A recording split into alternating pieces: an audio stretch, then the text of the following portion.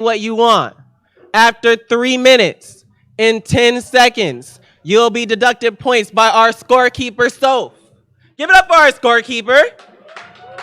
Oh, give it up for our scorekeeper doing math on a Wednesday night. That shit's hard. After 4 minutes, you'll be played off stage by our DJ, Tino. Give it up for our DJ. If you hear music in the middle of your poem, that does not mean you'll be giving a 0.0 to 10.0 scale. 0.0 being the worst piece of shit you ever heard in your life. It's like dead puppies with even deader kittens. And that's like a 3.5. A 10.0 is the best thing you've ever heard in your life. Your student loans got paid. Your credit card bill got paid. Your tax return came and you didn't owe shit. Everything that could go right did go right, and you made a little bit of money on it, and that's just an 8.5. Point being, there's not a lot of zeros, there's not a lot of 10s score accordingly. There'll be a sacrificial poet, someone who is not going to be competing, but you're going to score them like they are. Think of it as a calibration. Any poems you like more, score them higher. Any poems you don't like as much, score them lower. Okay, next. Here at the Berkeley Slam, we have this wonderful thing called a mission statement. I'm going to read it for us so we can ground the space in the values that we hold as the organizers of Berkeley Slam. And let's act like this is a poem. If you hear something you like, snap, yell, scream, do something. Oh, thank you. Here at the Berkeley Slam, we challenge the notion that anyone needs to be given a voice, or that anyone, anywhere can be a voice for the voiceless. Regardless of whether you vocalize, people are never voiceless. In reality, they are being overlooked and intentionally ignored. Our top commitment is to provide spaces where persons of any and all genders, sexualities, ethnicities, abilities, and ages can tell their own unique stories. Stories which convey their attitude, their personality, and their character. Special thanks to Voices of Today for informing our mission statement. Give it up for the mission statement. Yes, yes. All right, we got our rules, our mission statement. Word of the day. Here at the Berkeley Slam, we have a time-honored tradition, which means our ancestors are gaslighting us into continuing to do this in the present day. Of the word of the day.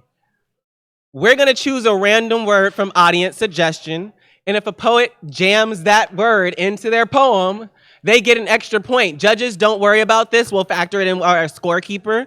But who has a weird word that I don't know, or just like a random word that they want to see poets force into their poems? I heard kerfuffle, just yell them out. Serendipity, what? Excoriate, what? Cammy? Camming? Like webcamming? Like, what? Euchre.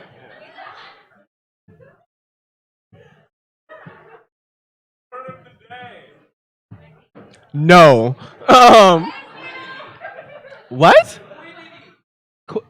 I don't know. I can't even say that. That has too many syllables. So that's our word of the day. Can you come up to the mic and tell us what means?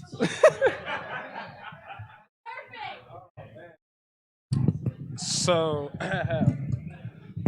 according to dictionary.com's word of the day, which is quiddity, quiddity is the quality that makes a thing what it is, the essential nature of a thing. Quiddity. That's a weird ass way of saying that's the thing, but we'll go with it. Quiddity. That's what it is. Can you write it on this board here? Our word of the day is quiddity, which is something that makes a quality that makes something that thing. The essential nature of the thing, the quiddity. So if you use quiddity, quiddities, quiddadoo, quiddadon't, if you use any form of the word quiddity in your poem, you get an extra point. But you can't just be like, this poem's called quiddity and get a point. That's not how things work. You have to work it or attempt to work it organically into your poem. Okay. So we have our rules, our mission statement, our word of the day. Are you ready to hear who's going to be performing tonight? All right. So I need a oop after every poet's name. Let's practice. Poet. Poet. Poet. All right. The poets shall be reading in this order. We got Tino. We got Tiana. We got Alex. We got Ambrose. We got Von the Wizard. We got Nicole Tracy. We got Callaloo. And we got Kiki. Give it up for every person who's going to be touching the stage tonight. All right. So now that we have everything settled, are we ready to start the show? Y'all don't sound ready. Are y'all ready to start the show? No. We need our sacrificial poet. Someone to spill the blood. Everybody say spill the blood. Spill the blood. And give it up for your sacrificial poet, Reggie.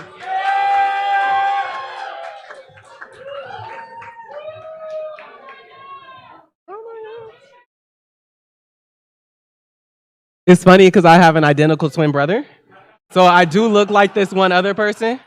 I'm stalling while I find this poem. Here we go. Thank you. Thank you. Okay, I found it. No. Where do you safeguard your mother's legacy when you can't afford to keep the home in your name? Is it the garden, the safe, your own two hands? Mine are full of bones. I have so many bones that the cemetery is full.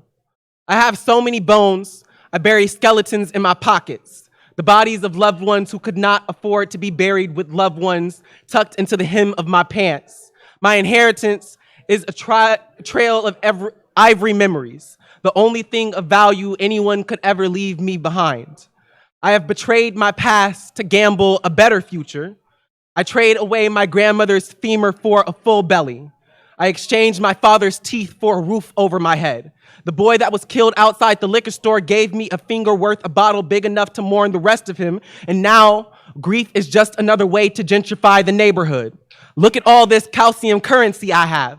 I still can't afford to mourn here. They took the gold when they took our homes, so we wear chains made from our own knuckles. I am built on top of my family's corpses in the space between a ghost and the poem that raises the dead. I could pay for rent, and my house would still be full of bones.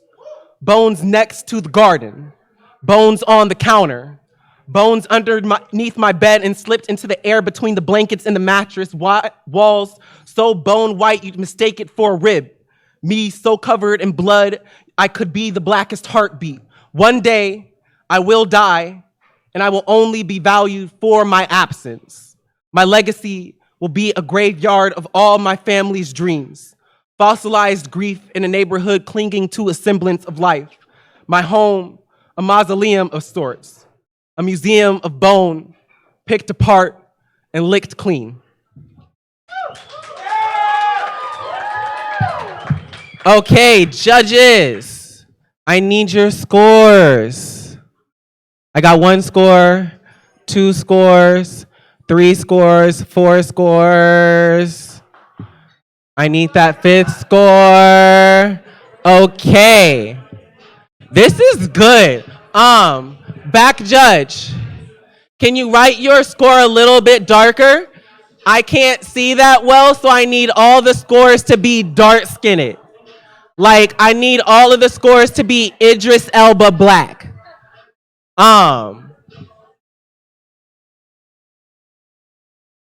Lit. Thank you so much. All right, audience, let them know how you feel. Keep them up until I read them out. Let them know how you feel. We got a low of a 6.0. Goes up to a 7.0, a 7.3, an 8. I'm reading a different score. I promise. An 8.1 and a 9.3. Did you get that? Give it up for this. Give it up for the poet and not the points. Okay, judges. That was our sacrificial poet. You are now experts in judging poetry. You got this. You are readily equipped for the rest of the night. Audience, what the fuck was that? I'm not gonna be biased, but totally to be biased, that deserved 10s. But let's be honest. I know it's America and we're all disillusioned with the current democratic process, but I need you to vote. So what do when we want something to happen? We get loud. So what do you do when you like a score? Okay, but let's be honest. We're all very pissed off millennials. What do we do when we don't like a score? Judges, do not be swayed by the audience.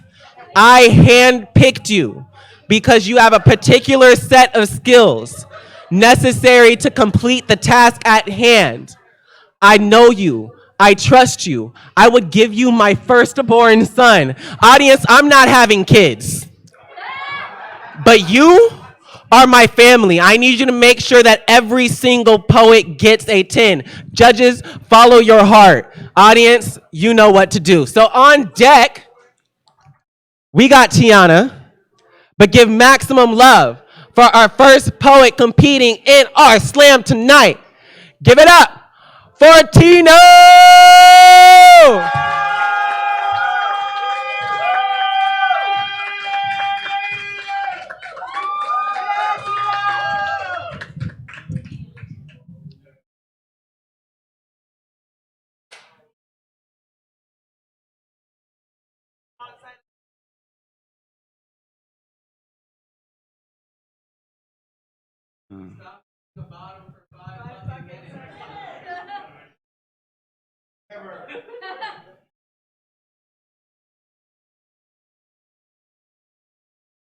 I hope there are enough bones in my words to hold themselves steady.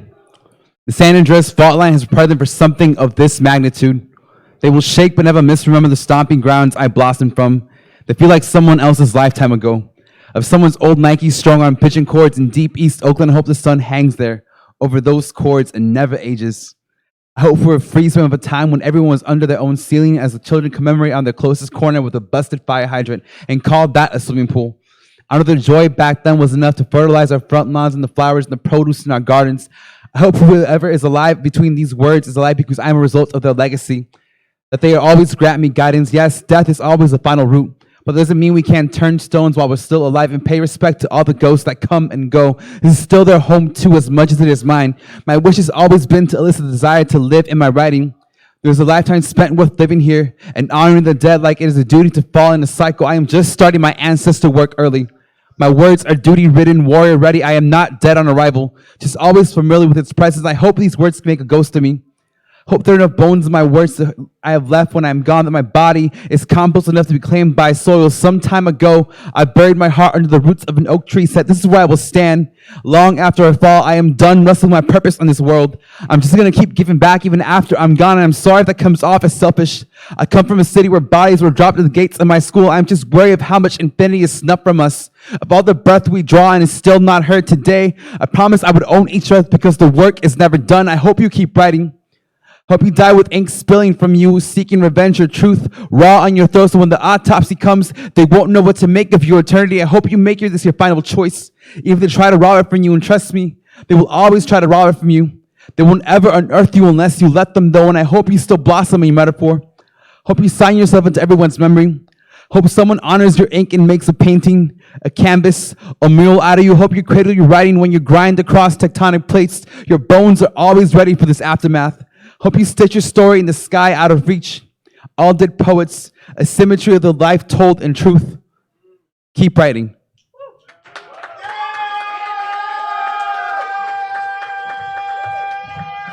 All right. Give it up for the poet. And judges, I need your scores. I got 1 score. I got 2 scores. I got 3 scores. I got 4 scores. Got 5 scores. Audience, let them know how you feel. We got a low of a 6.4. Goes up to a 7.0, a 7.1, an 8.2, and a 9.0. Fuck the scores. Give it up for the poet.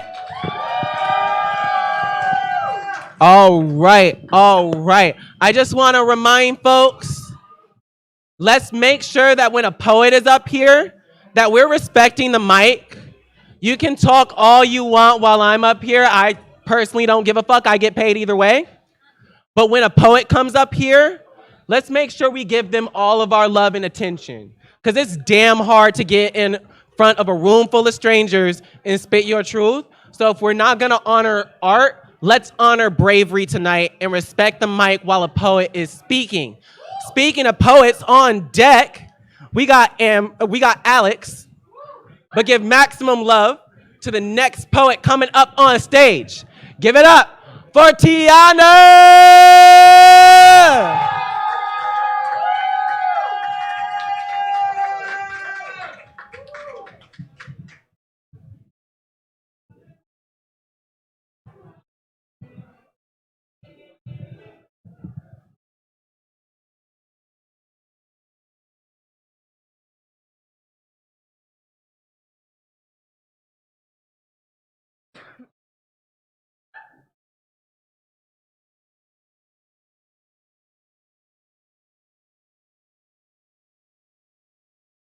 The first and only memory of my grandmother.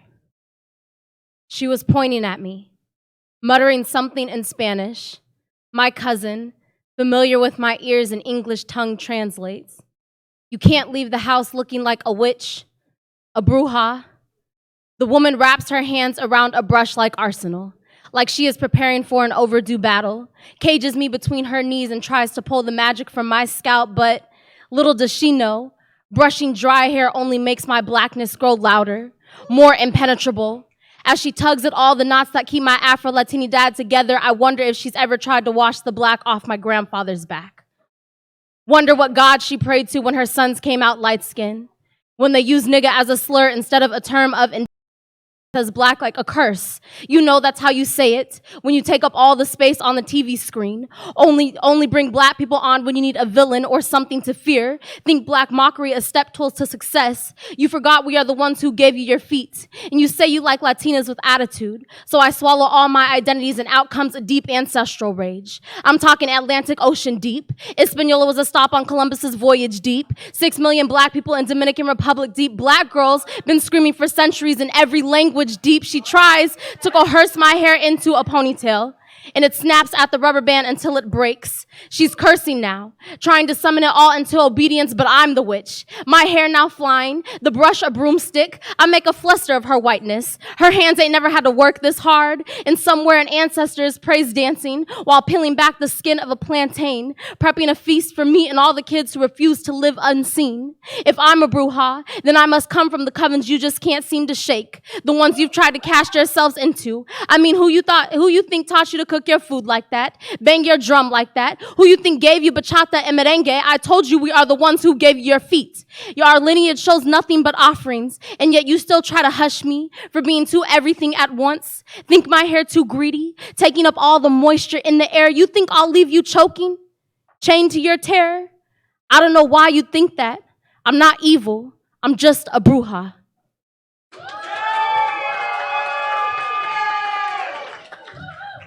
Keep that round of applause going for Tiana. All right. Judges, I need your scores. I got one score.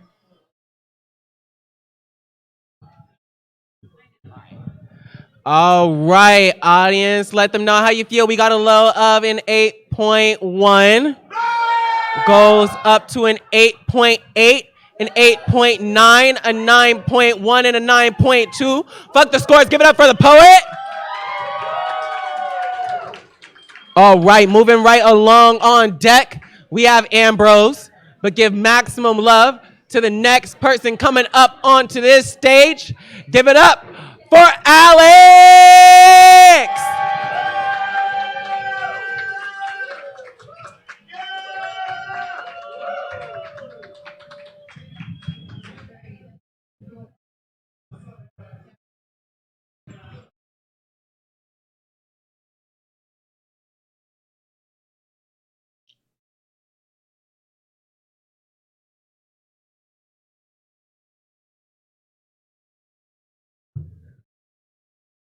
Code switch. Basically, we learn to act white to survive. Like, I talk differently around my brown friends than my white ones. My white friends also talk different around their brown friends than their white ones. The difference is it's a luxury code switch to be cool, and brown people switch to white language is survival necessary assimilation to be accepted within the systems of this society. We learn to act white to survive because whiteness is seen as professional, while our cultures are called ghetto by the people who pushed us into the ghettos and are happy to keep us there when we don't perform that switch for them, like my grandparents being beat for speaking Spanish at school, growing up and teaching their kids to not speak Spanish at all. Code switch is our existence as it becomes a performance for the colonizers, like trying to conjure compassion from my dad for immigrants, and he says, I'm not Mexican, I'm American. Switch, well, Dad, I'm shook. You code switched so hard, I guess you changed our fucking DNA, and I am mad at him, but what else can he really say? Our family has been exploited in the generations-long cultural genocide that's required to make it here, from backbreaking labor in the fields for a nation that didn't want us to stay past picking season, to turning our backs on each other once we finally got past the gates, like 25% of Latinos supporting Trump.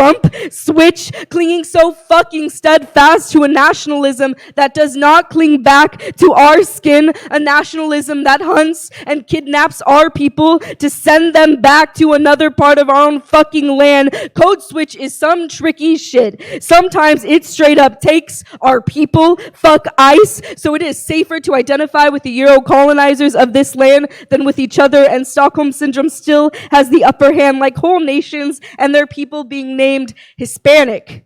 Like dog tags of our colonizers still strapped too tightly around our necks. Fuck being called Hispanic. You know, before the Europeans came to save us, still our resources execute us in mass and destroy our land. My people had our own rituals and foods and whole towns and leaders that looked like us and so many other things that I will never truly know. And also LA was Mexico, but code switch being on some tricky shit steals a city, steals a country, and then steals your whole damn culture to sell it back to you. Like the white lady with dreads at the gym teaching people how to dance with no rhythm to my culture's music, watering it down and making money off of it. More code switch is this whole continent being raped into Christianity, our indigenous practices and beliefs stripped and replaced by a white Jesus, splayed across the crucifix statue and facing out towards a fully fucking brown congregation. Code switch being on some tricky shit says don't question it, just take the subconscious message. It's that white isn't just the standard, white is God-like. Code switch is losing our heritage and breaking our backs, trying to reach back to grab it. So fuck a code switch for a colonizer audience. Best to trade it in for a mouth weaponized on speaking, on breathing, on screaming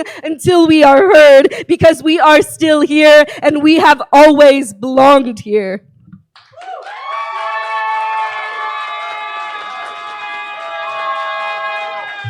Keep that round of applause going for Alex. All right, judges, I need your scores.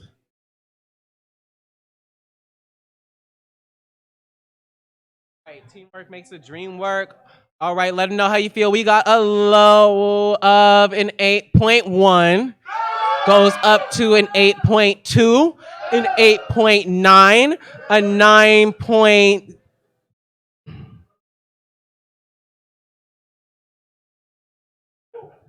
Child. A 9.2 and a 9.4. Give it up for the poet. All right. Who knows where we are? Someone yell it out. The Starry Plow. The Starry Plow is your local pub. And a pub has a bar, and that bar has really fucking good drinks. The Berkeley Slam has a 1-drink minimum. And the bar has beer, cider, wine. I think they're out of that, and I'm upset. Hop water. And it's okay if you don't drink. I do. And I will take your 1 drink. Buy me a cider. But you should definitely buy a drink. And tip your bartender. Don't buy a drink if you're not gonna tip the bartender. That's just rude. But yeah. But also buy a drink. So like buy a drink and tip your bartender. Like, yeah. On deck, we have Von the Wizard. But give maximum love to the next person coming up on stage. Start clapping and give it up for Ambrose!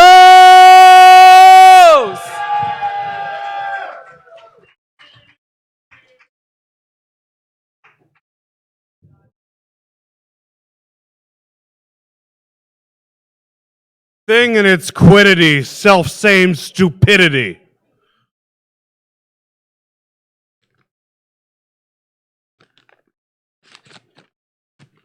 This is called, this is Burning Song. Burning Song. An ever-burning fire, suchwise every second, every day. Liquor burning, down it goes. Keeping quiet in the throes. Conversation, turning words. At every turn, a human face. In every voice, an inner burning. Smoke burning the eyes. And light another cigarette. Lick of human flame. World turning round a sun. In the human frame. And here it comes, another seer in the human form. Does he want another beer? Does it keep him warm? And under the volcano, the atmosphere's so hot. We survive by learning each what he has not. And flesh is but a mockery burning on the pyre. And laughter isn't laughter, just more screaming from the fire. And diamonds are a girl's best friend. So have a can of beer. I don't want you to want one, can't be bothered standing here. But the fire has a tendency, a definite direction. A burning as it wants to burn past all circumspection. And in the dark, the match won't light to give it an inflection, another conflagration ever burning in the night. And leave it to some spoiled brat for himself to set aright the keloid scars of suffering in imitative flight. And liars fleck their spittle, exhorting those who burn, like themselves they pose a riddle in a deferential turn. To a God who, if they saw him, would unlearn them of their sin. As they voice asphyxiation, sun burning from within. And each day's a little hotter in the cold, cold world we live. And we can't escape the fire but to give back what they give.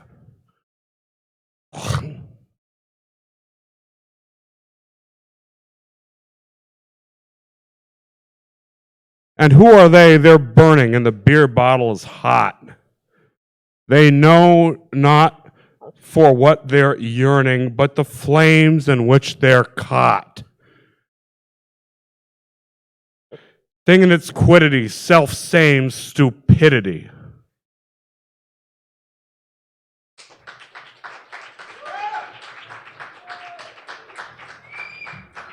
Give it up for the poet. All right, judges, I need your scores.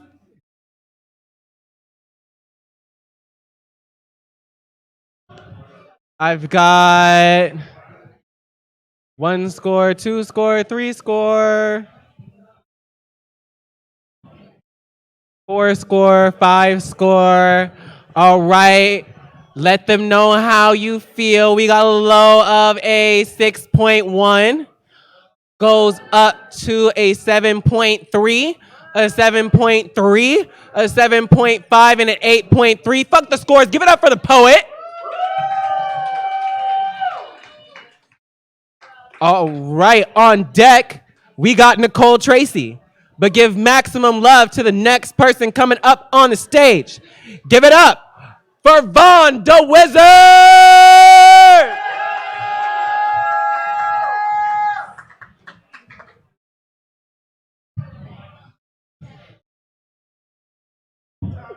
What up, Prophet?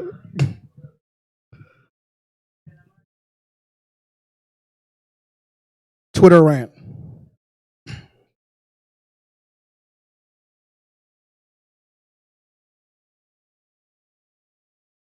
Our zeitgeist is lost in the windows of our imaginations.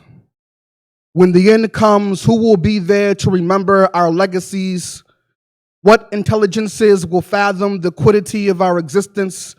There is no blue fairy to transform the internet into a real boy, a Pinocchio theory for our age.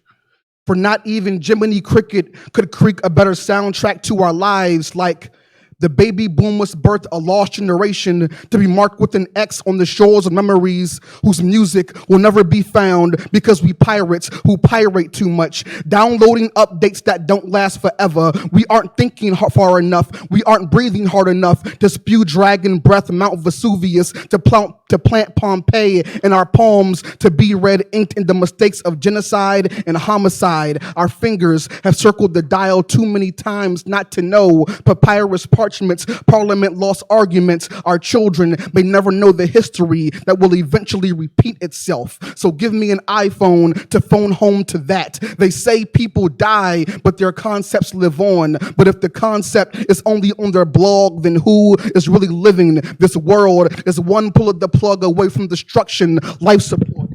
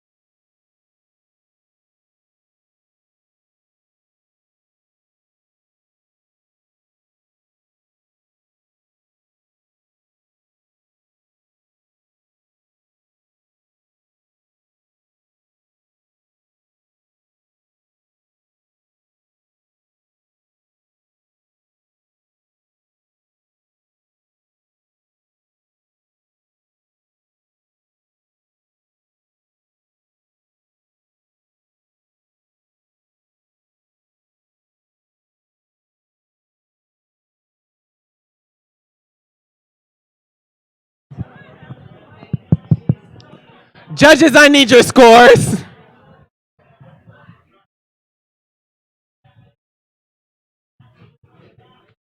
All right. We have a range of scores. Let them know how you feel. We got a low of a 7.3.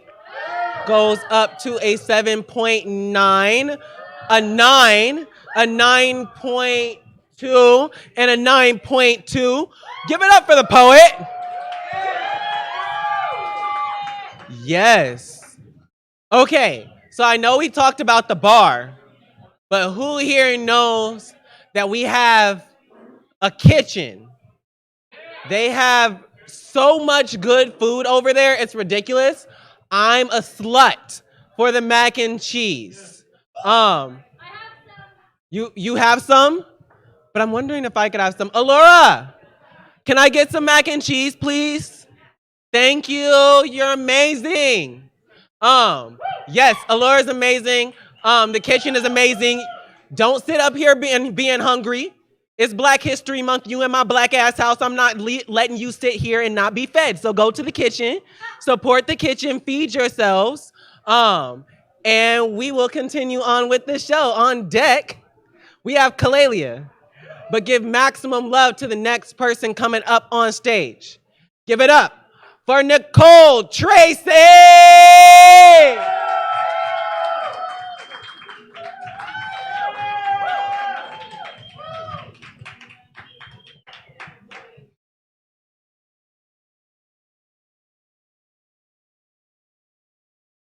To the platypus. I know what it's like to be looked at with confusion, to be something in between two things and told you are not enough of either. Ducks call you a beaver and beavers will always call you a duck, and neither of them want you to be both. Both want to put the other part of you on trial and see which part of your quiddity they will still call innocent. I know the ache of wishing you could turn your fur to feathers, wishing your tail could shrink. I know we share the same ache of wanting to be just one thing, just so we don't get asked the same question over and over again. I know how it feels to lose your voice when we get asked to pick one. I know you want your identity to be easy for others to take in. How many ducks called you a beaver before you corrected them? How many jokes did you make at the expense of your own identity because it made it easier to be around someone else? I know some days you feel more duck than beaver, and other days you forget ducks even exist, but most days you wish you could swing your tail and knock out anyone who says you're only a duck and peck away anyone who says you're just a beaver. Have you ever forgotten what a quack sounds like? Forgotten what your own voice sounds like, surrounded by noise meant to do just that? Well, guess what, platypus? Don't forget about your venom. Don't settle for just being a duck or just being a beaver, when you are so much greater than being equal to just one of them.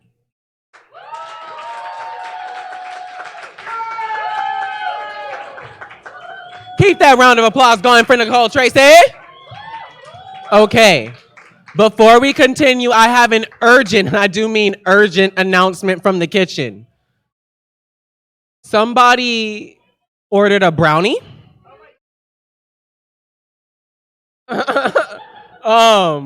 And it is waiting for you. So is it we found the brownie? Oh, we found the brownie. Give it up for the brownie. Yes. You should go get a brownie too so you can get a special shout out for when they can't find you. Yeah, make sure you have your number in a visible place and don't forget it so our kitchen staff can find you. Unless you want a shout out on stage, which is cool, like, you know, if you wanted that attention, sign up next time. Love y'all. But on deck, we got Kiki. Oh shit, you're right. Thank you. I got 1 score, 2 score, 3 score, 4 score. Ooh, okay. Let them know how you feel. We got a low of a 7.8. Goes up to a 7.9, an 8.3, an 8.6, and a 9.1. Fuck the scores. Give it up for the poet. Now on deck we have Kiki. But give maximum love to the next poet coming up on the slam. Give it up for Callaloo!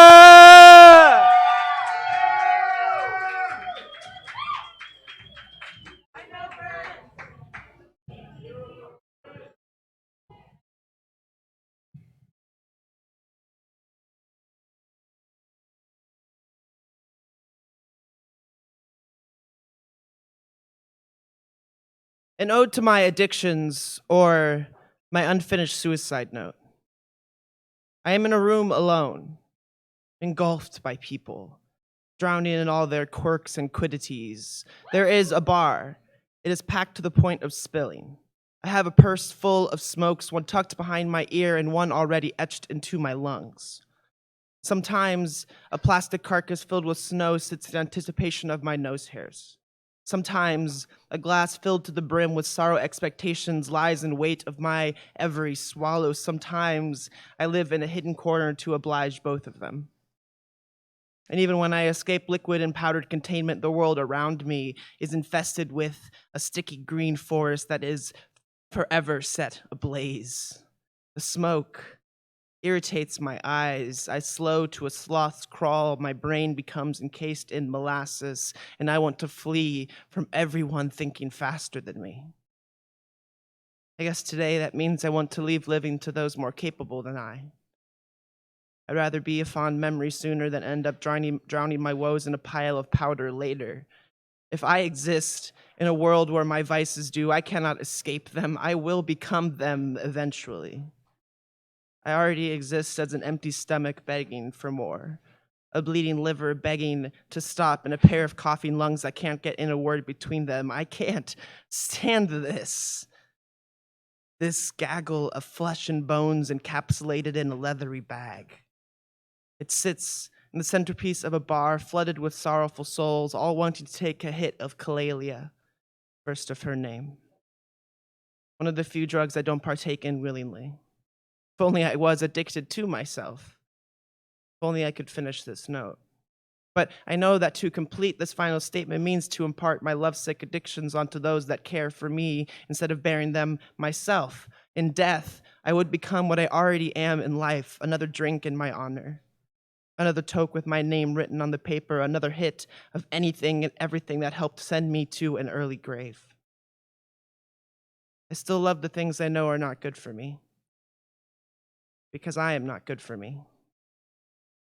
If for no other reason than saving my mother the burden of burying me, I guess I'll attempt to be, despite already knowing the outcome. I know that one day I might fail. One day I may lose this battle against myself. One day I will finish writing my own eulogy. But at least I'll die trying.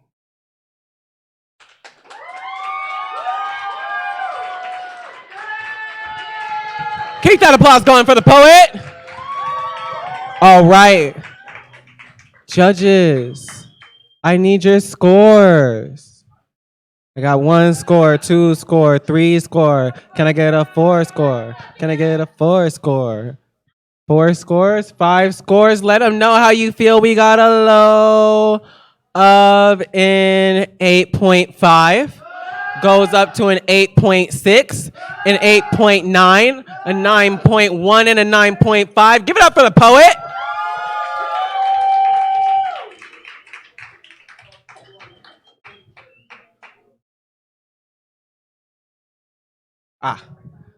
All right, on deck, we have our feature. Who here knows who our feature is tonight? Lit. Everyone who didn't clap is going to learn today, but in a little later, because on deck we got our feature. But give maximum love to our last poet of the slam. Give it up for Kiki!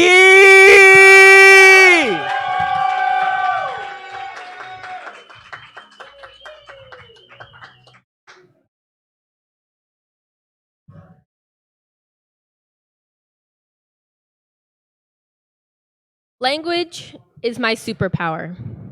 It's not a skill to list at the bottom of your resume. When I switch into Spanish, I'm putting on my cape and mask, ready to swoop in and save the world. The person ahead of me in line having difficulty translating their return becomes a call to step in and offer assistance. My powers include the ability to make someone smile, sometimes just by telling them, "No te preocupes, hablo español." It only took years and years of straddling different cultures and not quite fitting into any of them, not even having the proper pronouns to refer to myself by, constantly fighting machismo and anti-blackness to culminate to the quiddity of my existence. Switching into Spanish is like unlocking a part of me. I can finally make my puns and joke about how I pronounce things kind of funny. No one can quite name what kind of accent I have. I can talk about the different kinds of love. Speaking Spanish reminds me of spending time with my family in Panama, suffering through church and Sunday school, and the carne asadas afterwards. It reminds me of my dad getting so emotional he couldn't speak English. Like the time he told my brothers and I he was moving back to Panama with held back tears in his eyes. I remember the years of silence afterwards. I've had a whole existence in Spanish that my English-speaking friends will just never know. While English will always still be my default, my Spanish-speaking self is my alter ego. It's one way I make a difference. It's my superpower.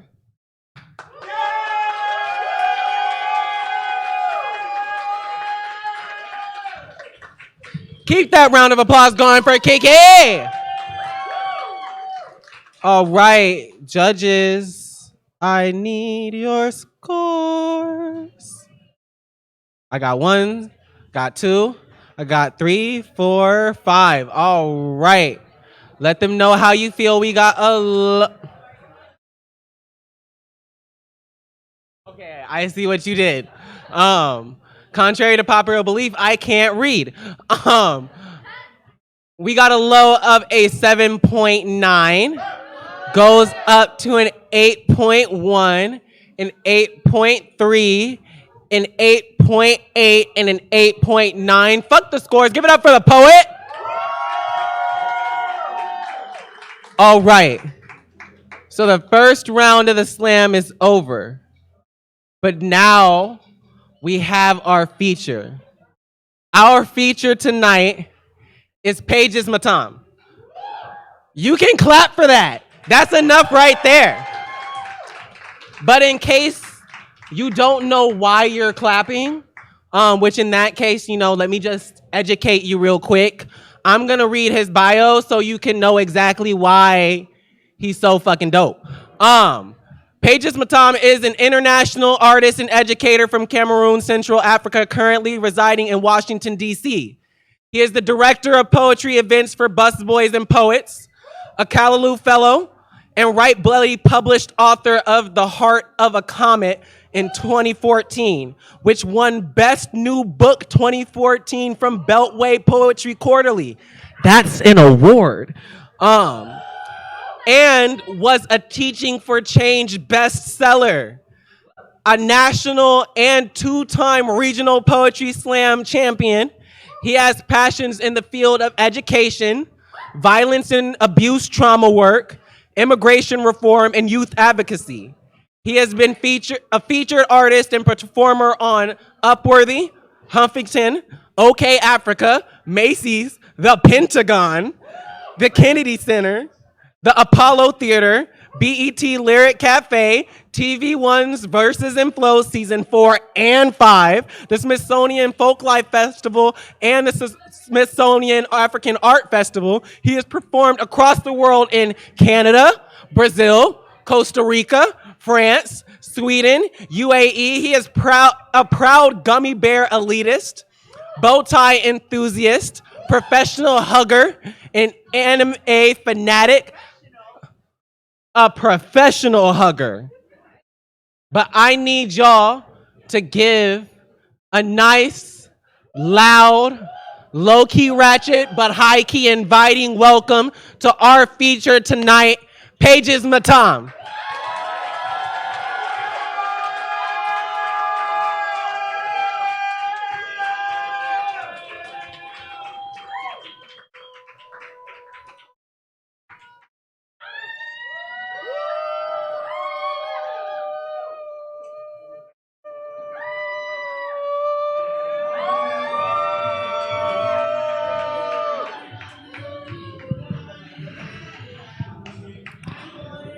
y'all doing? Berkeley Slam. If you're in the building, make some noise.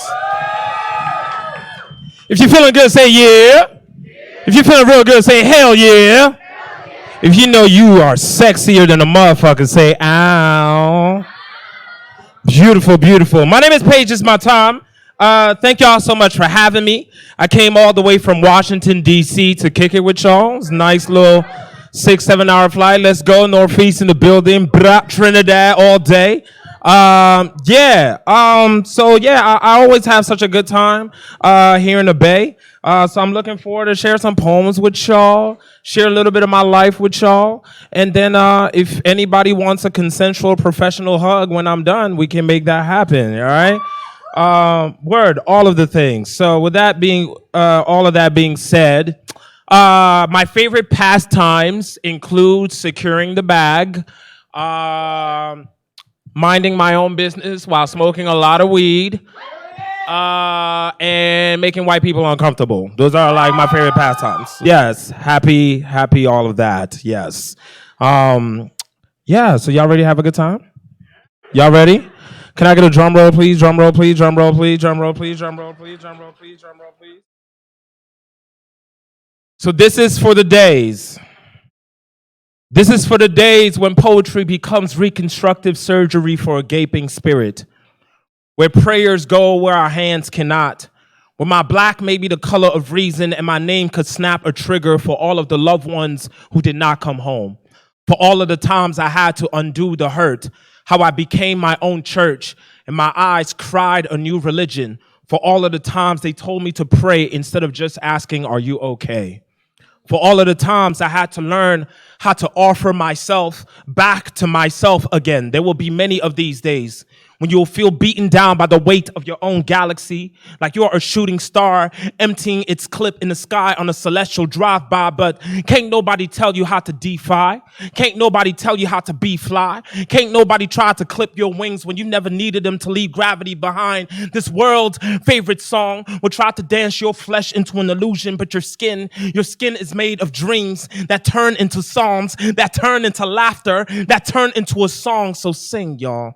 Sing for all of the times they try to silence your thunderous cry, and if they throw you shade, peel back your name and show them how it is a sunrise. It is a reason to wake up every morning. You are always a reason to wake up every morning, because the morning ain't always been kind. The morning ain't always been faithful. But mama said, speak through your actions. She said, speak through your art. She said, you came from me, so you've been celestial from the start. Know that when this world feels like a flood, your tongue can be the ark. So learn their streets and their languages, but never forget the language of your heart. Adina Seba, l'anglais lingana titi. Mwende na di pa bol pa l'anglais. L'anglais n'est que ma 4e langue. English is only my 4th language. It is the baby of the family.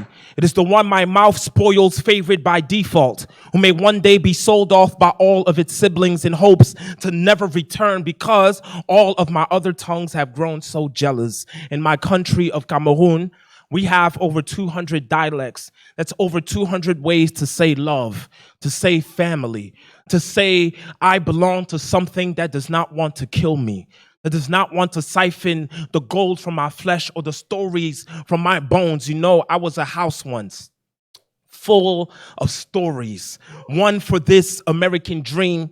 The other is me still trying to translate the catacomb accents of my parents' tongues when they would say, you have become so American now.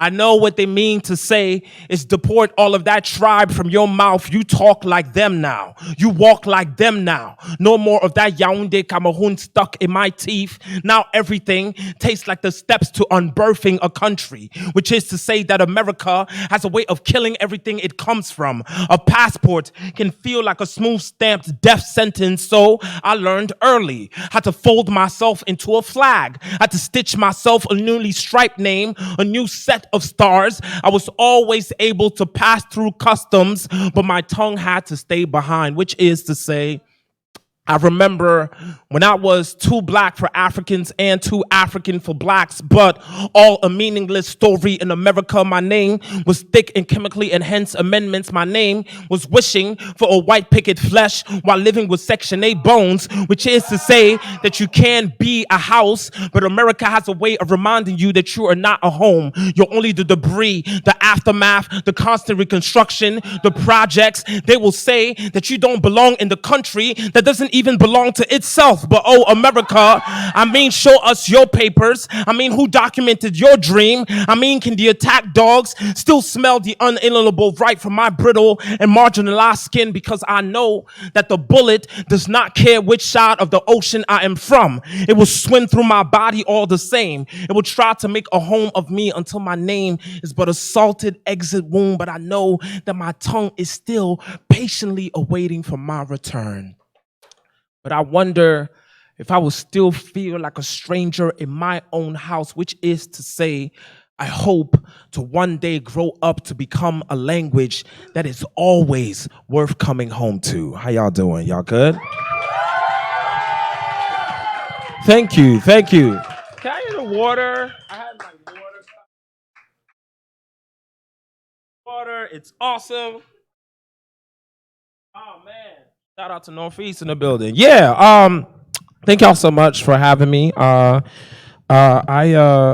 poem is so near and dear to me, in terms of just kind of the transition a series of transitions that I've had in life. And I'm very proud of that. And it's been quite a fascinating journey, just getting to this point. And so, and to think now that I'm writing work in a language that I was not, it's not my first language. And it's interesting to have these conversations and how I reconcile the stories that I want to write and who has access to them and who needs to hear them. So I've been going a lot with messing around with the different languages that I hold in myself and writing more in those. So I look forward to giving a bit more of that work in the coming times. But before we get there, speaking of languages and family and all of these things, I want to dedicate this next poem to my little niece. She is 6 years old. She is one of the cutest human beings in the universe. I mean, y'all are cute, but she's cuter. I'm just letting y'all know that now. And yeah, she's a big fan of Mario Kart. So how many people in here are Mario Kart enthusiasts? Yeah? Yeah, shout out to Mario Kart. I will bust your ass, just letting you know right now. Just letting you know. So, my niece just finally recently just beat me at Mario Kart. So this poem is dedicated to her. The poem is called An Elegy for the Mario Kart Blue Shell. No! Thank you.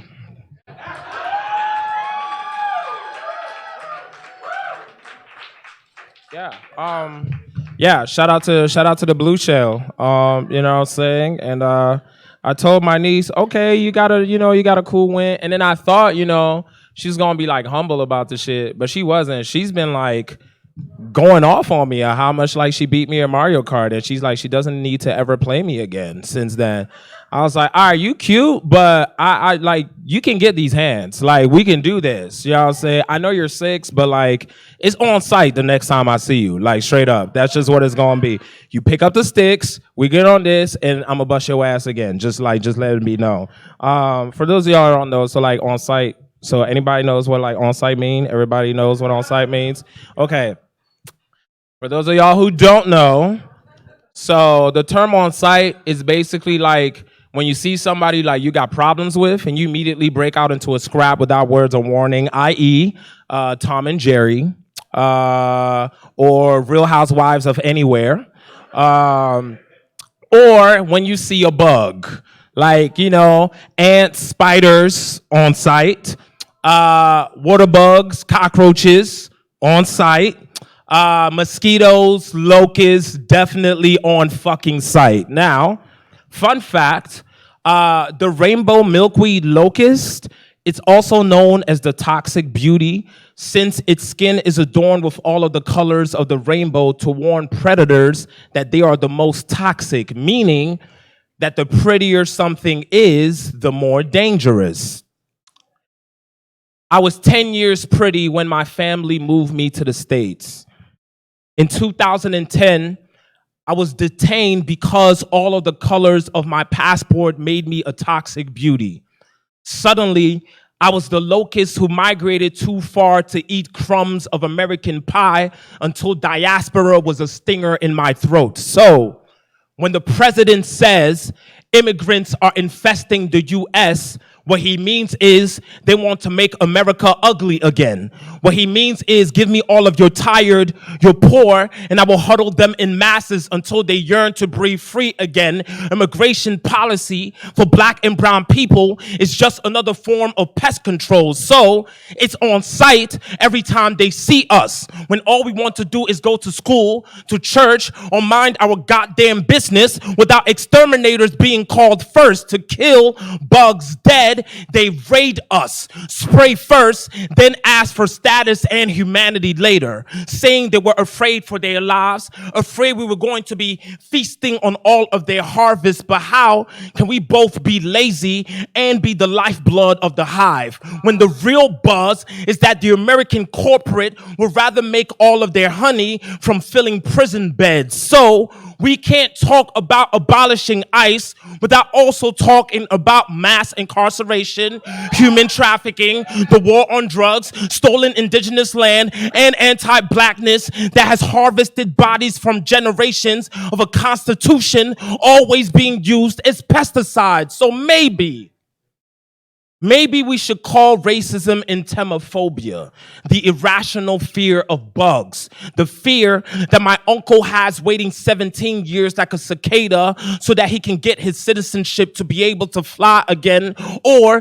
the fear of a border turned bug zapper as a mother is forced to watch her 19-month-old baby die in her arms. So what else is there to do but adapt, evolve, take all of the poison the world feeds us and forge it into a gorgeous armor? So we say it's on site for you. Build your wall and we would just fly first class over that motherfucker, over all of this land that you've decided to purge in death. You think that we're afraid to die? You know that every day we shed ourselves just to become again?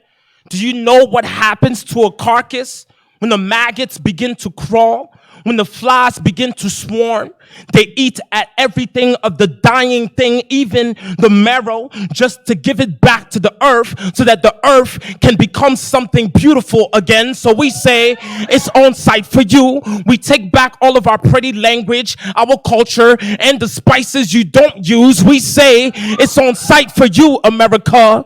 And you will see how much that God of yours really don't like ugly.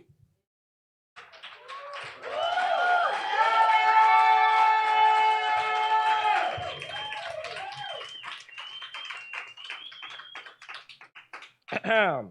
Ahem.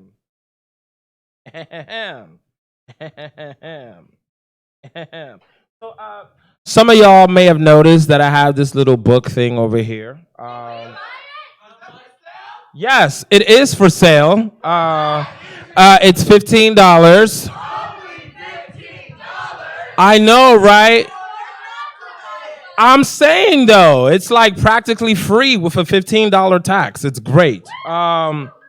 So what it is, it's entitled Dracu's. This is my personal copy, but this is the nice one that feels great. It's called Dracu's, a collection of feels.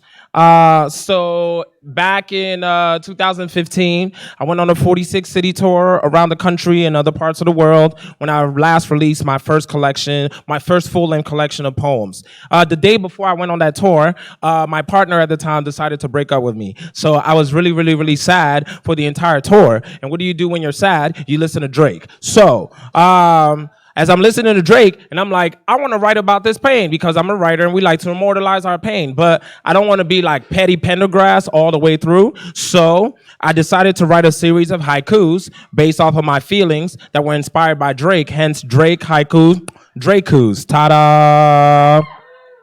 So I have this book of Drakus. It's 100 Drakus altogether. I'm gonna read. I wrote a lot more than that. I've written at least 400 plus Drakus by now. This is just like the 100 that I decided to put in this first volume of the collection. So I'm gonna read a couple for y'all.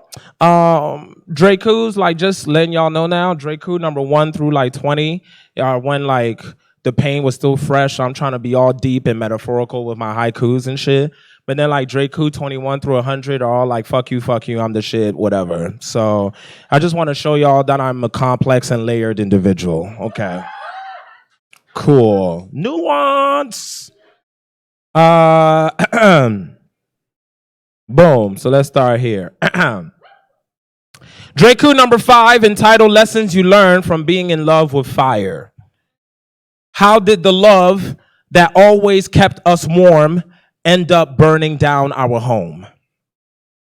Draku number 6, entitled Signed, Sealed, and Pending to be Delivered. Foolish me, I gave you my heart, but you instead returned to sender. Draku number 7, entitled Why I Don't Like Buying Flowers for the Ones I Love. The irony in giving a soon dead thing to show you love someone. Draku number 8, entitled How My Heart Became Your Kitchen Cutting Board. I took all of the damage as you would prepare meals for someone else. All right, fuck this sad shit. Let's get petty now. Ooh, well, that one hit you deep. Yeah, that's should have seen how I felt. Should have seen how I felt. Oh man. All right. Draku number 24, entitled Yes, I'm Really Bitter because that's the motherfucker you left me for. Really? Really? Like really for real? Like that's him? Really? Oh, okay.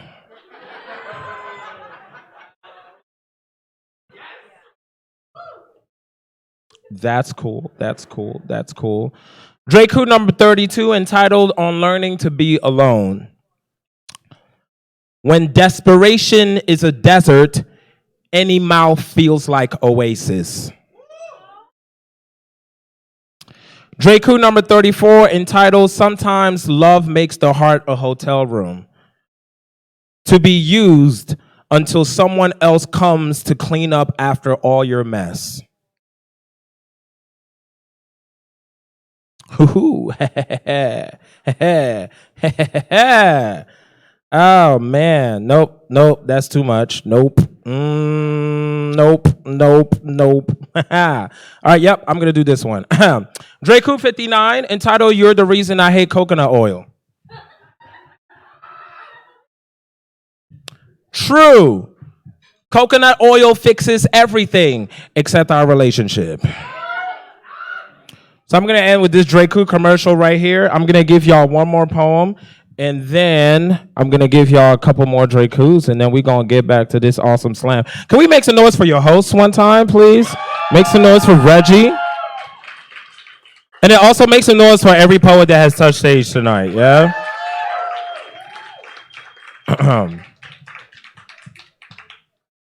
Ode to the Beard. You scented oil shimmering alchemist, you other language of the sexy, you soft thick thigh tickler, you leader in glazed face assist, you body roll in love below, you tamer of razors and scissors, you most unapologetic poem my chin has ever written. Why would you wait so long to offer me my glow up? To take me from Steve Urkel to Stefan Urkel, to take me from man child to ooh that man child.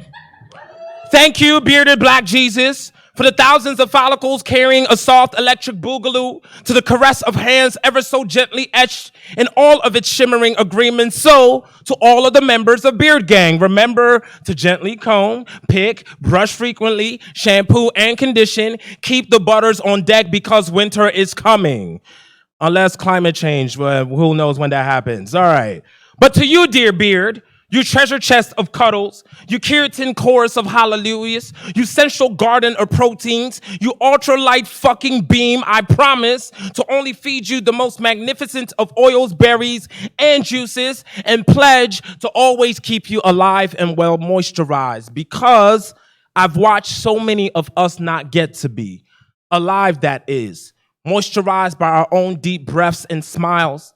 To be a man is to be one who pledges to the divine within themselves and not to what the world needs them to be. To be beautiful and unconventional is not to be a fragile thing. To be so secure in yourself that you can't ever be locked in anyone else's perimeter. To be the flowers rather than the cemetery they sit upon. To be patient and kind to ourselves and leave the battlefield outside of our doors, even when we are still being combed out of existence. Even when we are brushed off, picked off frequently in the night, leaving our mothers and lovers mourning for their sons. Winter never needs to come when we are taught to be cold inside.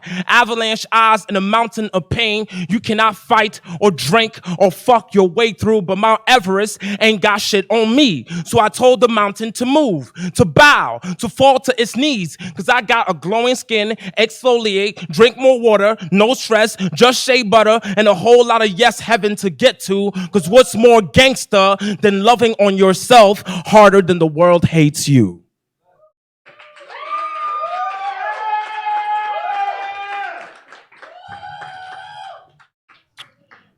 Draku commercial.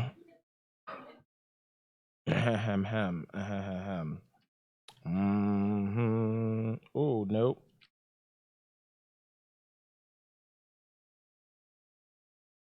Oh, nope. Draku number 39, entitled Speaking in Love Languages. I'm fluent in 5 languages. I still want to make your skin my 6th.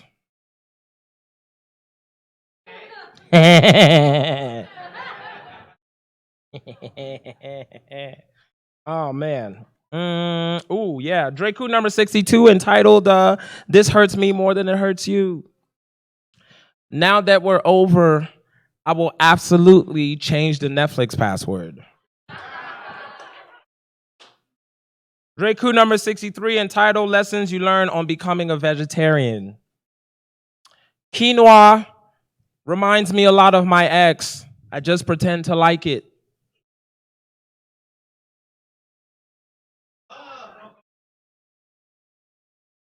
Draku number 64, entitled Seabed, or Lessons on Learning How to Drown. Love is getting swept by their current, knowing drown means to be filled too. Ooh, yeah, nope. Not doing that one. Nope. Draku number 83, entitled Masculinity. It should not take you having a daughter to see your roots are rotten.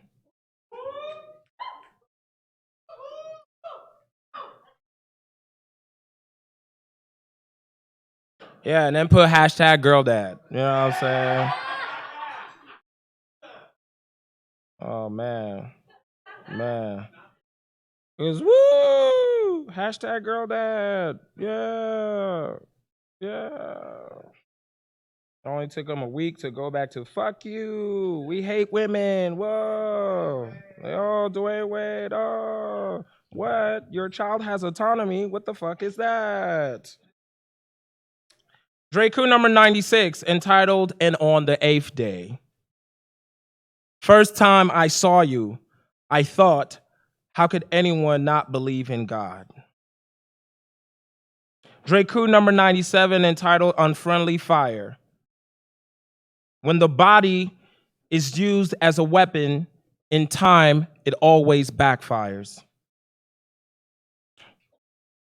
Draku number 99, entitled Be Good to Yourself, because self-care is gangster as fuck. You deserve to be loved. You are always worthy of your own happiness. And now I want to end it with one of my favorite Drakus. It's about 2 of my favorite things. Gummy Bears and Sexy Time. It's entitled Gummy Love. And it goes like this. If I can find it. Ah, there we go. 69, of course. All right. Making love is like eating gummy bears. Start with head, then do the rest. Thank you.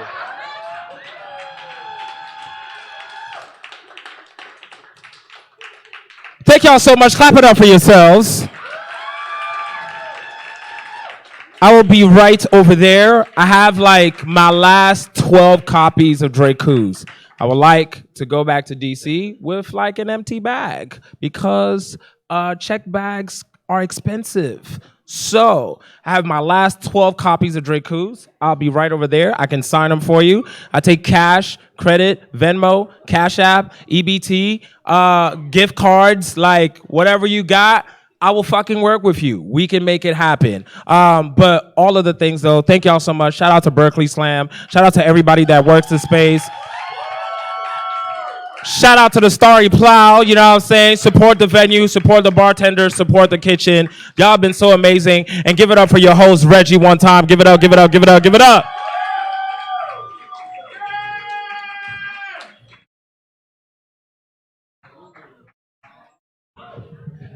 Give it up one more time for Pages. Okay, so I have this magical little thing called a tip jar. It's a bucket, it's a jar, it's what I say it is. It's Black History Month, I'm in charge here.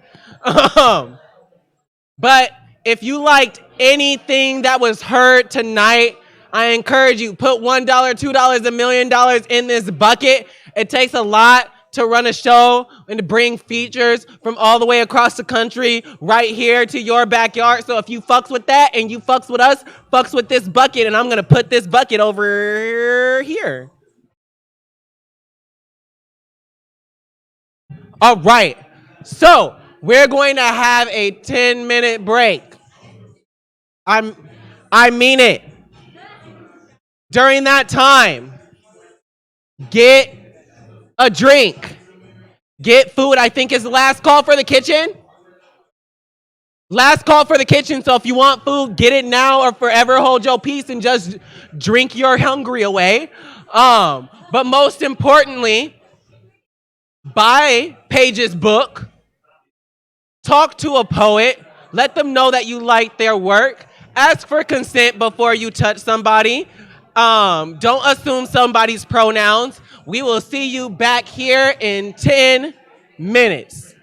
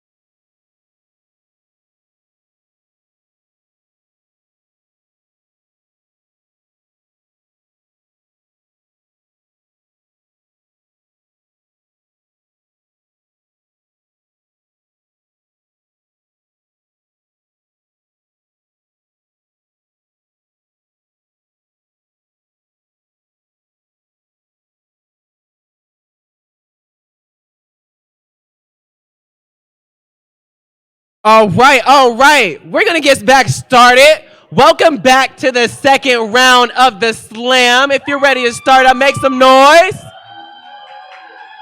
Okay, I know some people left, so we're gonna have to pretend like they're still there and make like twice as much noise. So let's try that again. If you're ready to start the second round, make some noise. There we go. So we took the top 5 poets of the first round, and this is the money round. This is the cash round. So poets shall be reading in this order. And once again, I want to oop after every poet's name. Let's try it. Poet. Poet. All right. So we got Kiki. We got Callaloo. We got Nicole Tracy. We got Alex. And we got Tiana. Give it up for every poet that's touching this stage in this second round. All right. But before we begin, we need another sacrificial poet. Some of the judges might have gotten a little drish. Little Smiz need to get reacclimated with poetry. So I need everybody to say spill the blood. And give it up for our sacrificial poet, Soph!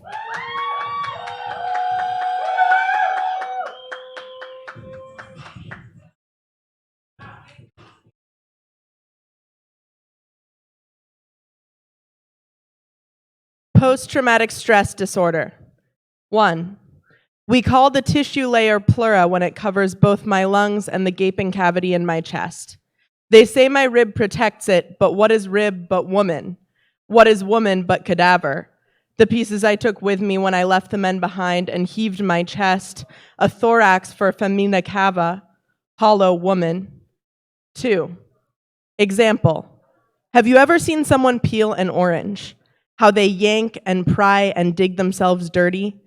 Lately, you aren't sure if the hands weren't your own, or some god's, or some other explanation, because how rare for so many people to have these hands in common. To know the familiar sound of ripping along such unwanted seams. To understand why sewing in a zipper is every seamstress' least favorite task, but to do it so well, these hands know how to wash themselves and each other. Imagine yourself sticky. Imagine yourself yearning to bloom again. Example. Have you ever seen the computer after solitaire?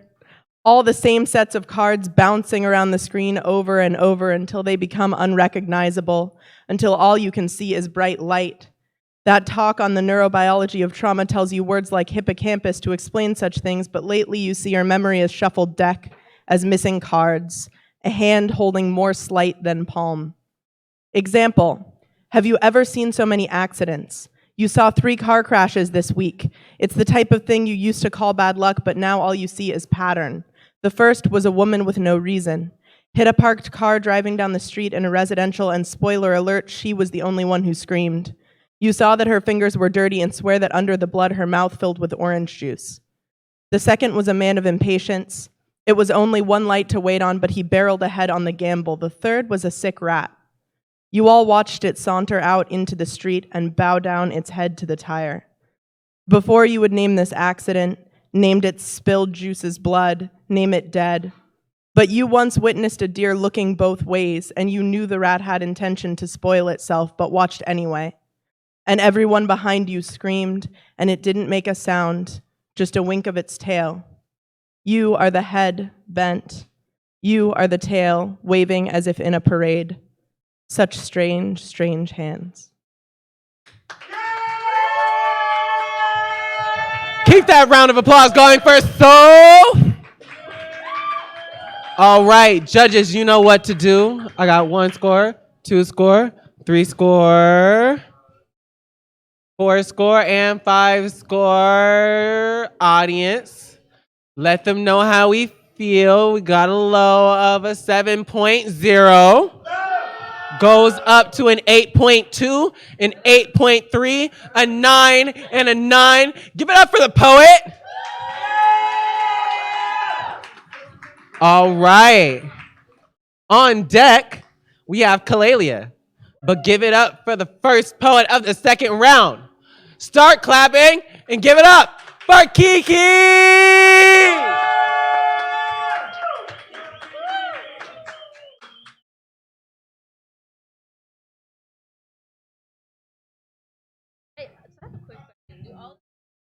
Original? Got it.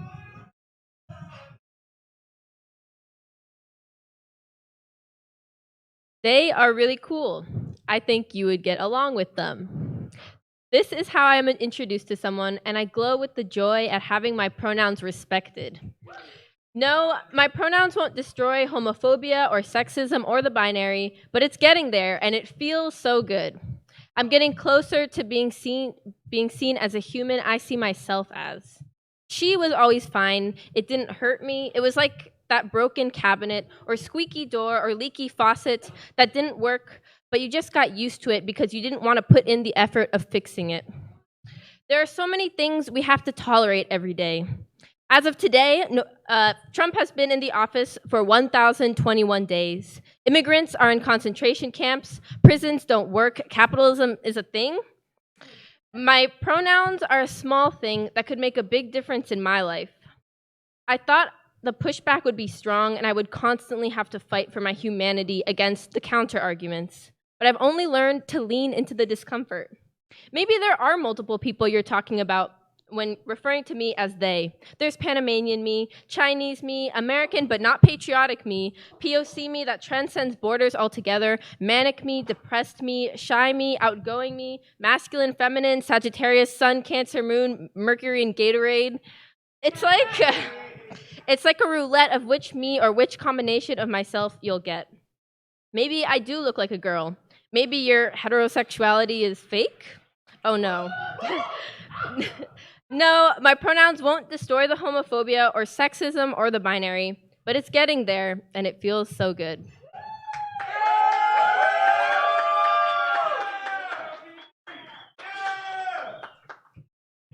Give it up for Kiki! All right, judges, I need your scores. 1, 2, 3, 4, 5. I'm glad we don't have more judges. That's as high as I can count. We got a low of a 7.5, goes up to an 8, an 8.1, an 8.5, and a 9.1. Fuck the scores. Give it up for the poet. All right, moving right along on deck, we've got Nicole Tracy. But give maximum love to the second poet of the second round. Give it up for Callaloo!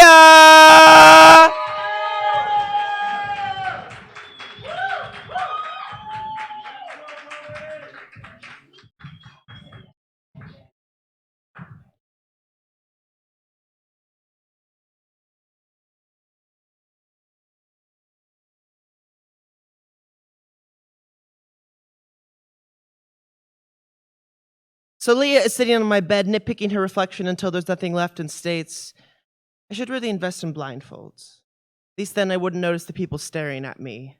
Cal is too busy playing my video games again, hunched over in a scowl that reeks of obliviousness. Indifference seeps out from their skin like sweat. They cannot fathom a response to the feelings of others, so they don't even bother. And Leah finds that reprehensible and thus feels even more intensely about the predicament Leah finds herself in. Tries to offer comfort with a light breeze, instead gets caught in the whirlwind of another emotional tsunami. Destined to swallow her whole, it engulfs her once again, like the sad, silly girl she is. But Lily follows suit, but she, like the gaggle of giggles she is much more than successful in causing the anxious tree to crack a smile in its bark, maybe even a leaf or two if she's lucky. And Lily is luckier than any rabbit's foot could ever be, but still, Leah remains adamant in her own deconstruction. Lay is making out with a reflection next to the collapsing girl and doesn't notice anything. Consumed by her desire to feel carnality rise up through her veins and into another person, it's safer that way. She causes more trouble when not preoccupied with some form of lust. Ness groans from the couch and everyone pauses. The exhale of smoke basks the room with the stench of their words. They grow tired of such trivial matters. They do not understand what plagues Leah. Their urge to flee from this superficial turmoil whisks their impatience across the room like a contagion. The stench of disappointed boredom is inhaled by everyone around, still capable of breathing. Ness decides to put the pieces of this cracked mirror back together again, to take control, to move on, and take everyone with them like they always do. But Calais is dead, and Ness killed him. None of us care to acknowledge that. For better or worse, we continue this performance. We follow our conductor as we always have, blindfolded. So I'm sitting on my bed, nitpicking my reflection until there's nothing left. I play video games to distract myself, try to cheer myself up with weed, but trip and fall into the tidal wave I set out to escape from in the first place. Hysteria follows suit, and I giggle myself into mania. Then I fall in love with whoever might be next to me. I am alone. My room is quiet. The mirror is not broken, but there are 6 faces and 1 corpse looking back at me. I don't know which one I am, but they all want to be me, even the dead one.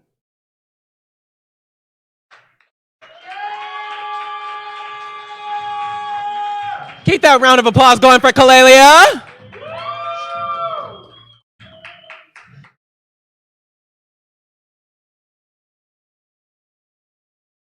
All right.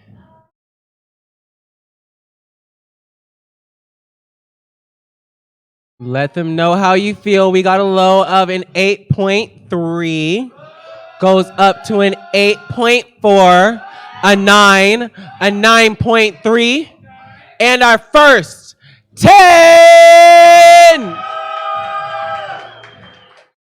All right. On deck, we have Alex. But give maximum love to the next person coming up on stage. Give it up for Nicole Tracy!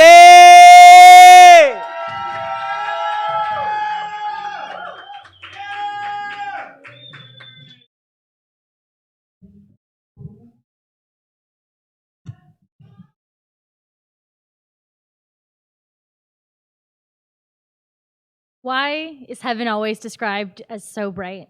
I don't even have to think about focusing on something because it is so goddamn loud. What if we had low lighting instead? I could really focus on you, what you say, how you say it. I understand you in low light because I know we don't have to try and hide anymore.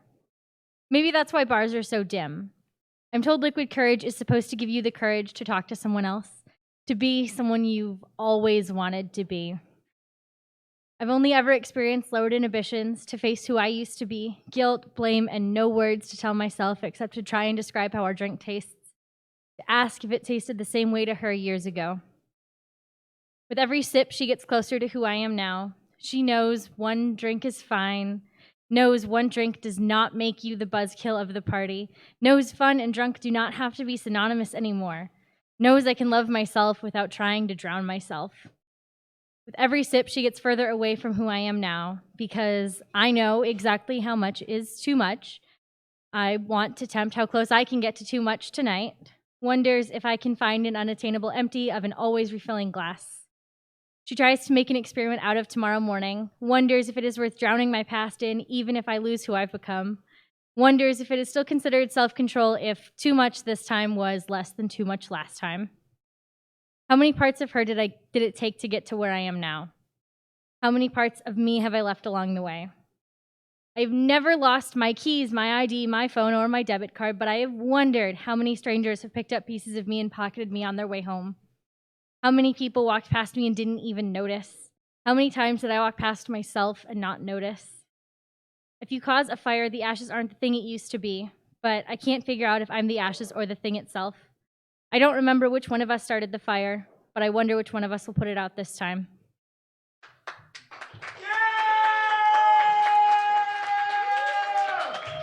Keep that applause going for Nicole Tracy.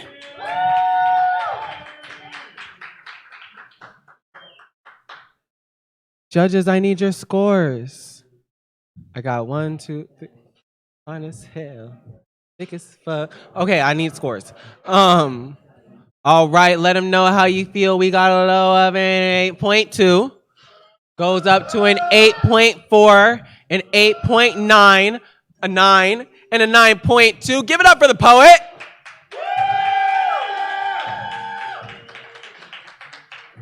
All right, on deck, we have our last poet of the night, Tiana. But give maximum love to our penultimate poet. Give it up for Alex!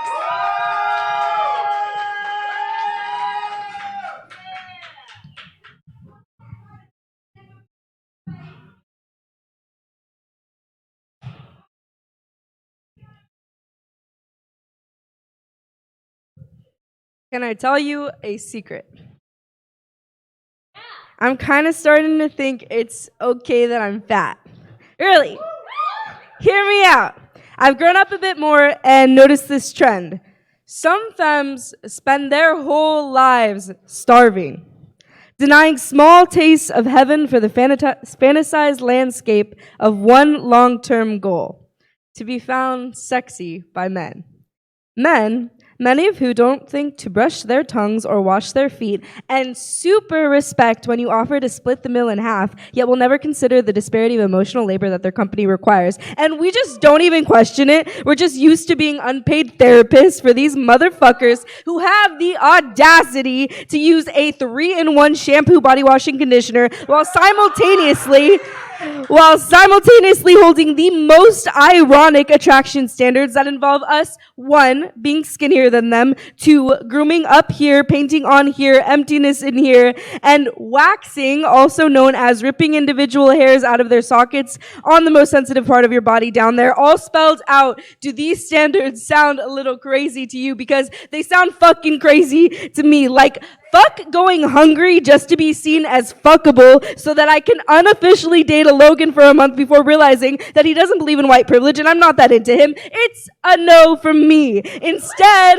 I want to be full and happy and dancing a lot, but not running very often, and definitely not running like a rat on a wheel chasing that Carmen Diaz thin with Kate Upton breasts and that J-Lo ass. Nah, I'm cool just like this, with my own ass and tits just like this. And don't get it twisted, this is not to shame any woman who stay fasting to maintain that status quo. I've only been chubby for like 5 years, and I remember that media consumption and consumer pressure make a living off of our self-doubt. I know that skinny offers its benefits, from broad societal acceptance to getting randomly hit on more often, and I know that there are whole stocks funded by making us think that there's some kind of exact standard that we will never meet, and that if you slim up enough to shimmy into, then you'd be beauty. But listen to me, chubby cheeks have more elasticity. Fat to skinny, I'm seeing that at least relationally, beauty is the ability to relax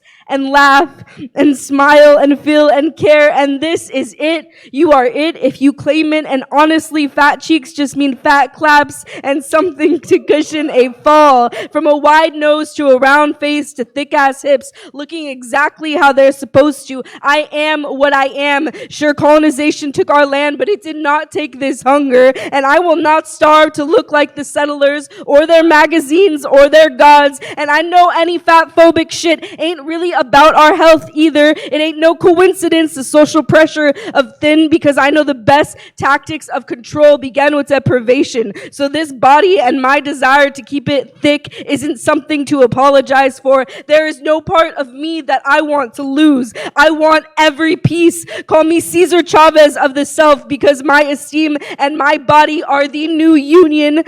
Call me Oprah, because you get a body, you get a body, you get a body that you can love. I give you permission. Imagine this. My body is a full fucking act of resistance. Keyword fool. I am not missing no mills, and I ain't fucking with no boys who ain't fucking with me, and I'm still fucking enough trust, and I love being full.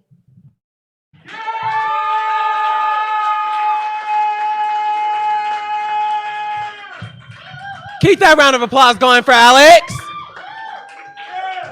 All right. Judges, I need your scores. Did we do it? Did we do it?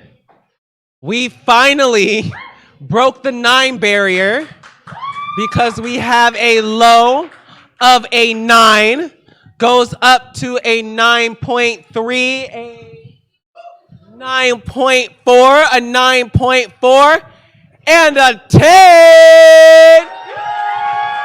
Give it up for the poet. All right. We have reached our last poet of the night. Everybody say "aww," but then give maximum love to the next poet coming up on stage. Give it up for Tiana!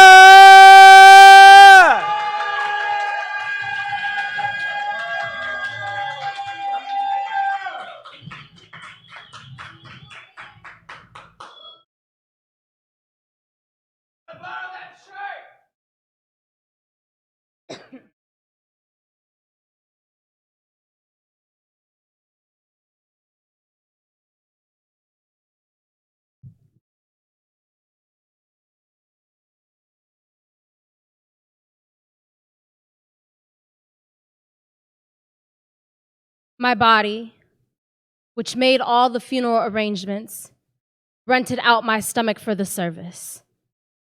When I arrive, I'm the only one in attendance, the only one mourning. Fortunately, alone isn't new. It's been about 6 weeks of solitude and throwing up all my food. When the service starts, I don't know if it is early or late or on time, but there were no words spoken, no songs sung, no eulogy read, just silence and pain surging through the air of my body, which was the casket. The father shows up. Although he is late, I think this is a victory, but he does not partake in the service. Instead, he begins cleaning, starts folding up his regrets and mistakes, uses a wash rag to wipe down his broken promises, cleans off all the dust on the windowsill, but never once does he touch the casket, and I lay there as I deliver a dying thing. We both know there is nothing to be undone here, so he just pretends nothing ever happened, pretends nothing is happening, like my body isn't cracking itself open, like delivering death is what my womb is supposed to do, like there is no bleeding casket, no dying baby. He looks at me like a stranger, like I was never his lover, like he never made home out of my body or used it as a coping mechanism, like my body never nourished him. He looks at me as if I was the accident, then knocks over his silence as he heads to the door, which makes a new mess and whispers I have somewhere else to be. I sit alone again, mahogany casket between my legs. Paralyzed by pain, I refuse to cry as it strikes me. The blood soundlessly consumes everything it comes into contact with, and I hope there is enough of it to drown me. But this isn't my death, nor is it my funeral. This is how grief washes me anew. This is old love being diluted in new blood. This is how you let a dying thing go. And I don't know which one of us was the dying thing, but this is how he left me.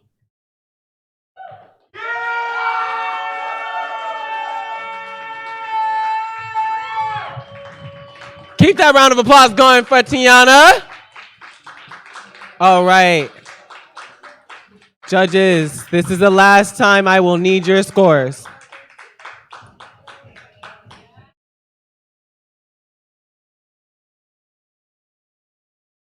Hey, all right. Let them know how you feel. We got a low of a 9.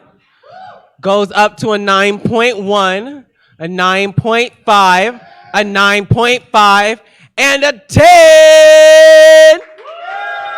Give it up for the poet. All right. So while our judges are not judges. While our scorekeeper is tabulating the scores, let me tell you about this little thing we got in the back of the room. We got a live stream. Everybody say hi, internet. Hi, internet. We have been recording this entire show. Congratulations, you are part of a worldwide experience. You can check out our live stream and clips of poems performed tonight and other nights and in other places at Bay Poets Unite on YouTube. So check out our YouTube, subscribe, click that like notification button so you get those like notifications and shit. We're like Button, but like for the Bay Area. And a lot smaller, but a lot for now. With your help, we can get much bigger. But yeah. Oh, yes. If you performed tonight and you did not sign the form, and put the title of your poems on the form, please, so we can like know who you are and what we have rights to. Because you know, this country does not tell us exactly what rights we have a right to. I mean, it does, but like, does it enforce them?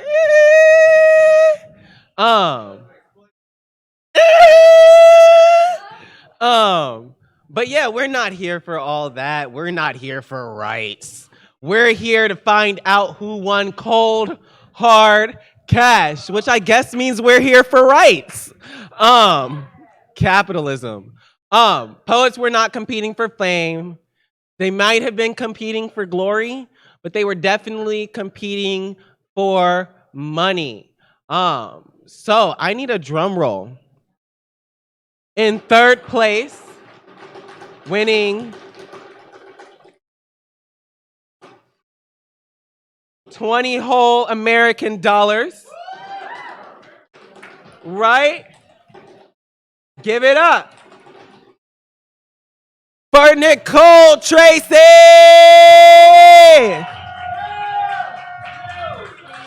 Say something.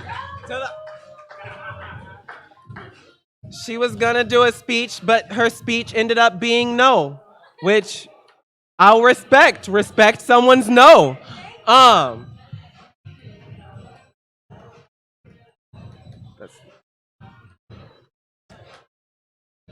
I'll figure it out later.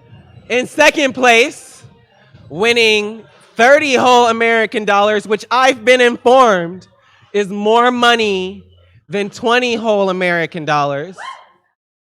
Give it up for Callaloo!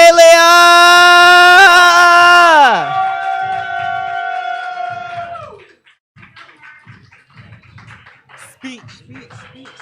Okay. Careful. Hello? Who? Hello? And thank you.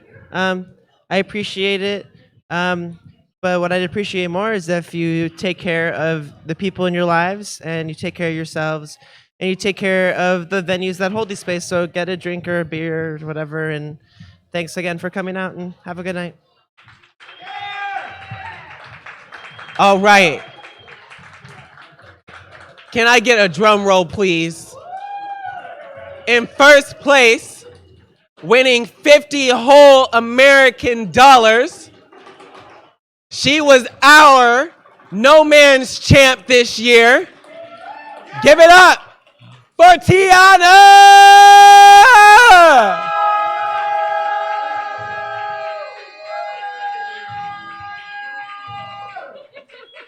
Am I supposed to say words? I mean, if you want to say words. Hi, hello. I'm gonna tell y'all the same thing I told y'all last time, but it wasn't February, so I mean it more this time. Pay black people, respect black people, take care of black people. Somehow, some way, black people paved the way for you to be sitting where you're sitting right now. If you're not black, you are exploiting black people in some kind of way, so pay us. Have a good night. Give it up for Tiana. Give it up for Callaloo. Give it up for Nicole Tracy and every single poet that touched this stage tonight. So, the show is over, but the night is not. Our bar is still open. Go get a drink. Go talk to Pages. Make sure you get his book if he still got books left. Talk to a poet. Let them know that you like their work. Buy someone a drink. But I have been Reggie, your host tonight. Happy Black History Month, everybody. Happy Black History Year. And we will see y'all next week.